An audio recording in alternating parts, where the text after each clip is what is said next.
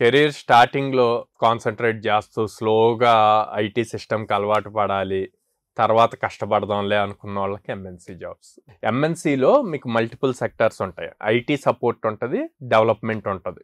IT support అంటేనేమో ఎవరో వాళ్ళ టీమ్ ప్రాజెక్ట్ మొత్తం బిల్డ్ చేసేస్తారు. క్లయింట్ దగ్గర కస్టమర్స్ ఎండ్ యూజర్స్ ఉంటారు.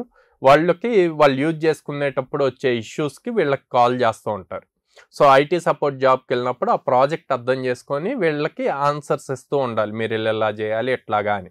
ఏదైనా పెద్ద క్వెరీ వస్తే దాన్ని మళ్ళీ back to the team, main టీమ్కి ఇస్తాము, ఇచ్చి ఆ ఫీచర్ బిల్డ్ చేస్తారనమాట. అదొకటి. సెకండ్ది వచ్చేసి ఎంఎన్సీలోనే డెవలప్మెంట్కి వెళ్ళినప్పుడు మీకు ఒక ప్రాజెక్ట్ని మల్టిపుల్ ఇండివిజువల్ టాస్క్ కింద డివైడ్ చేస్తారు. ఆ టాస్క్స్ కింద డివైడ్ చేసినప్పుడు చాలా చిన్న చిన్న మాడ్యూల్స్ ఒక్కొక్కళ్ళకి అలాట్ అవుతూ, ఒకళ్ళు ఇన్ ద సెన్స్ టీమ్, ఆ టీంలో మళ్ళీ 4-5 ఉంటారు. ఓకే, ఈ టాస్క్ని వీళ్ళు హార్డ్లీ ఒక 10 days లోపే కంప్లీట్ చేస్తారు. దాన్ని మళ్ళీ టెస్టింగ్ తీసుకెళ్ళాలి, మాన్యువల్ టెస్టింగ్ చేయాలి, ఆటోమేషన్ టెస్టింగ్ చేయాలి. అదంతా కంప్లీట్ అయ్యేసరికి 6 months to 1 year పడుతుంది. కానీ వీళ్ళు వర్క్ చేసింది ఎంత? 20 days వర్క్ చేసి ఉంటారు. ఆ ప్రాజెక్ట్ అయ్యే వరకు ఇంక వాళ్ళు దాని మీదే ఉంటారు. వీళ్ళు కొత్తగా నేర్చుకునేది ఏముండదు.